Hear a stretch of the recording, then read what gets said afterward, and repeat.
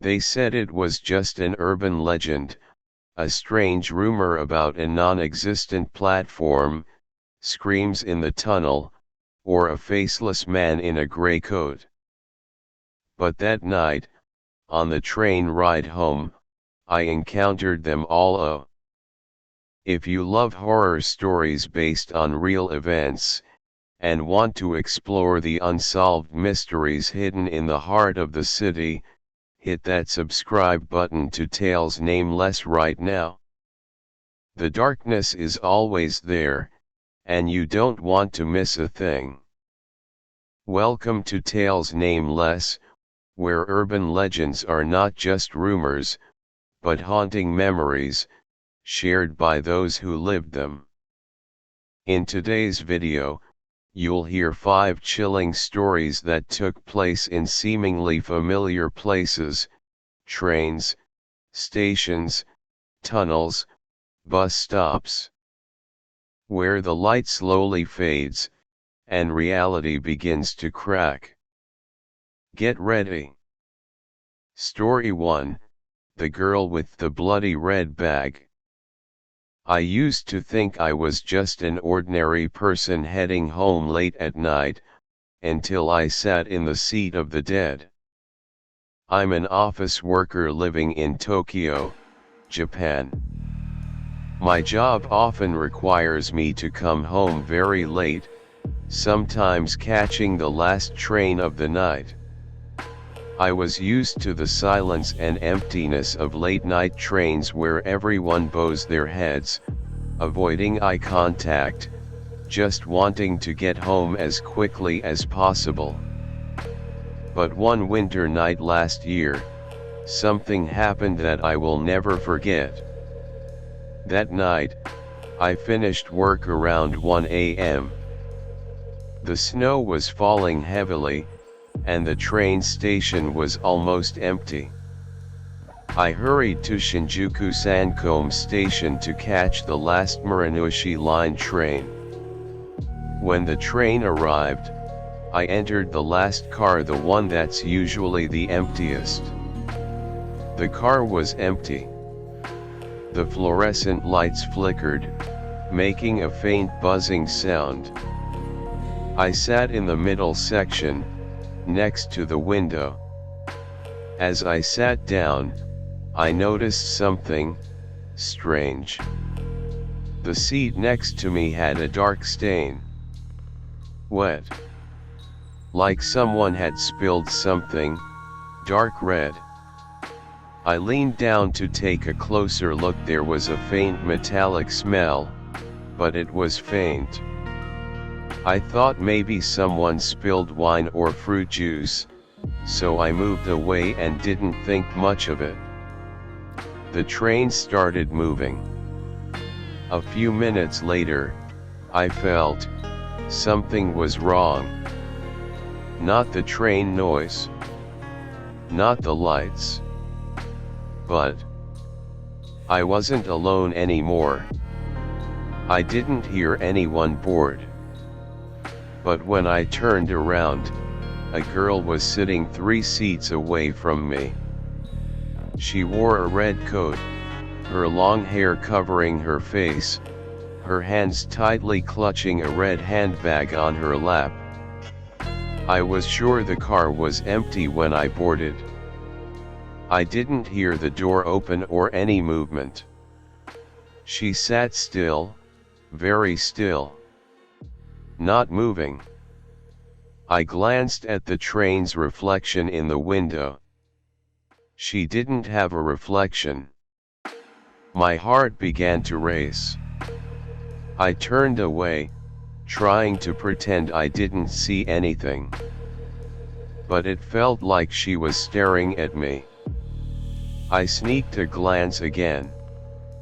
The red bag was dripping. 1 drop, 2 drops, falling onto the floor, leaving a dark trail.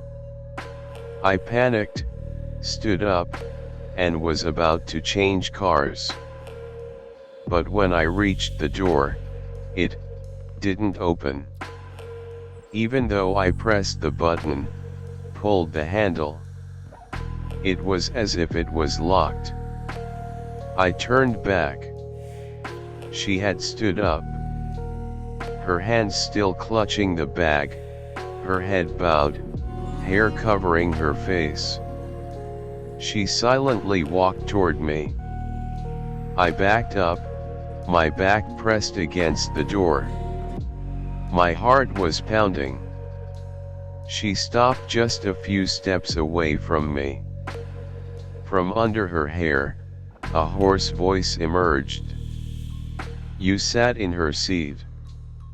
I didn't have time to react. A cold wind swept in. The lights went out. When I opened my eyes, I was lying on the platform floor. A station attendant was shaking me awake. I couldn't say anything, just looked around like a madman. That train car was gone. The attendant said the last train had left half an hour ago. They hadn't seen me board any train. I had been there unconscious, freezing cold. After that night, I never dared to take the last train again.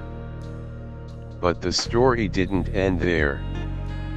After that encounter, I decided to take a few days off from work. My body felt exhausted, my mind was empty, but I was constantly haunted by the image of wrinkled skin, empty eyes, and the wind-like voice repeating in my head. "You sat in her seat."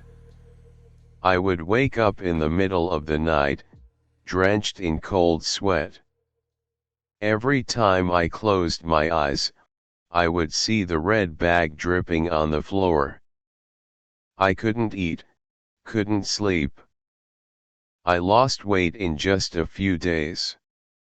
Then something strange happened. Even though I avoided the Marunouchi line, switched to taking taxis at night, or went earlier, I still saw her. Not in the train car anymore, but in crowded places. On the reflection screen of a vending machine. In the window of a pharmacy at the street corner. Even in the small mirror in my bathroom. One time, I thought I was going crazy. I was shampooing my hair when I suddenly heard the sound of dripping. At first, I thought it was the faucet leaking. But when I wiped the foam from my eyes, I saw the reflection in the mirror behind me, a red bag hanging in mid-air, and a shadowy figure standing there, with a face blurred like it was melting. I spun around. There was no one.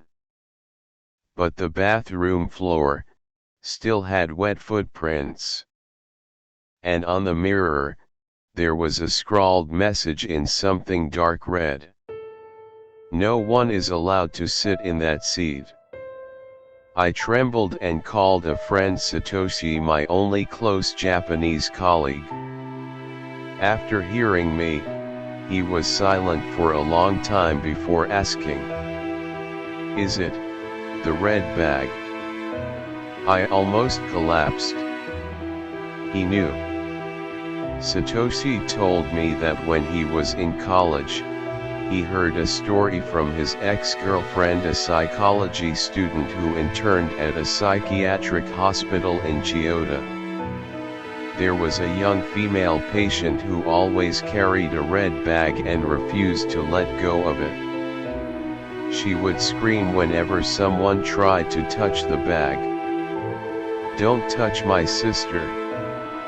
She needs to be with me."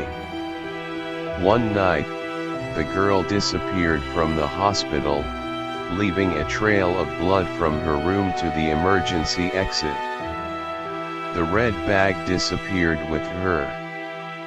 And from then on, stories began to spread about a female figure standing at the end of the train car at night, with the bag dripping blood. I asked Satoshi if there was any way to escape this curse. He slowly replied, "There are only 2 people who have survived after encountering her, but they had to give something back." "Give back what?"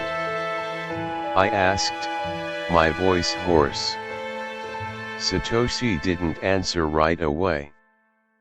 Finally, he whispered, "Her position and blood." I didn't understand right then, but then it hit me. I had sat in her sister's seat, the one who had died, a restless soul. That seat wasn't for me. I had trespassed. That night, I returned to Shinjuku Sankomi Station, right on time for the old train. My heart was pounding like it was going to explode. I didn't know what I was thinking, just that if I didn't end this, I would go insane. I boarded the last car. No one was there. I walked to the old row of seats, the one I had sat in that night. The seat was empty, but the dark stain was still there, even though it had been wiped. I placed a small bouquet on the seat, bowed my head, and whispered, "I'm sorry. I didn't know. I didn't mean to take your seat." I waited. Silence. The train started moving. The lights went out. My heart tightened. This time, I wasn't scared. I closed my eyes and felt a cold breeze brush past my shoulder. I opened my eyes. She stood in front of me. But this time, her face had softened. No more hollow eyes, no more smell of death. Just a young girl, tired eyes, and sadness. She bowed her head, like a nod. Then slowly turned and disappeared into the darkness as the train reached the next station. After that night, I never saw her again. I still go to work, still come home late. But I never sit in that seat. And I always leave an empty seat on the late-night train. Like a reminder. If you're in Tokyo, and you miss the last train, don't sit down if you see the red bag. Don't sit down if the seat is wet. And absolutely, don't look in the mirror when you're heading home. If you got chills hearing this, like the video, comment your thoughts, and remember to subscribe to the channel so you don't miss the next true horror stories I'll share. You never know who the next train might be carrying. Story 2, The Last Train to Ashfield. I just wanted to go home, but that train never stopped. I had just finished visiting my aunt in London. It was drizzling that night, the kind of cold that made it feel like winter had arrived early. My aunt lived in Notting Hill, while I rented a flat down south near Clapham Junction.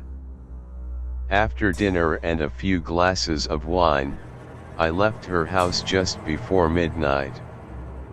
When I arrived at Paddington Station, I realized I had missed the last train home. There were no staff on duty, only a few cleaners quietly tidying up the station halls. I considered calling a taxi, but my phone had no signal and only 2% battery left. I was fumbling with it when a dim light from the electronic board caught my eye. The faded text flickered as if just coming back to life. Ashfield line, 0023, departing soon. I froze. Ashfield. That name brought back distant memories from when my father was still alive. He used to take that line every day, before the station was shut down in 2004 due to a track collapse. I remembered clearly, because once, my dad and I were stuck in that tunnel for 3 hours. Ever since, I had avoided the Ashfield line. But in that moment, I thought simply, one last chance to get home. I ran to platform 9. A weathered old train stood waiting, rain dripping steadily from its rusted iron roof. The yellowish light spilling out from its windows felt like it came from another era. As I stepped aboard, the door opened with a long, drawn-out creak, like the groan of forgotten metal. Inside, the carriage was coated in a thin layer of dust, and a musty smell filled the air, like it hadn't been used in decades. There were no ticket inspectors, no announcements, not even the hum of an engine. Just an eerie, extended silence. Only 2 passengers. An elderly man wearing a beret sat motionless by the window, gripping an old wooden umbrella. His face was mostly hidden in shadow, covered by the brim of his hat.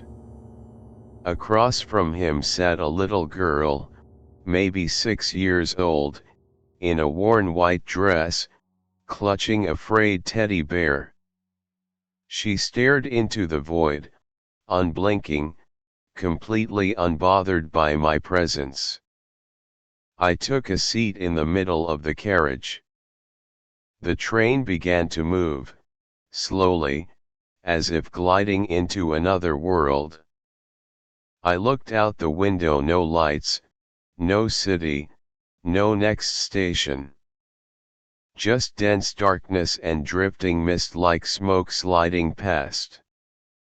I checked my phone. No signal. The clock had frozen at 0023, the exact time I boarded the train. That's impossible. Time felt suspended. Then suddenly, the little girl began to sing. A lullaby in Old English, one I'd heard before on a cassette tape my grandmother used to play. But her voice was distorted, echoing, like it was rising from underground. The sound filled the entire carriage, growing louder and louder, until it felt like it was whispering right behind my neck. I turned to the old man and asked, "Where are we going?" He didn't look at me. He simply replied in a voice so faint I had to lean in to hear. "Ashfield, the place for those who've been forgotten." A chill ran down my spine. The place for the forgotten? What did he mean? The train slowed abruptly, then came to a complete stop. No announcement. No horn. I looked out the window. Only thick, milky white fog and pitch black trees lining the tracks like ghostly sentinels. No station, no signs, no indication this was a place in the real world. The little girl turned her head toward me for the first time. Her eyes were hollow, her waxy white skin pale and cold. "It's your turn."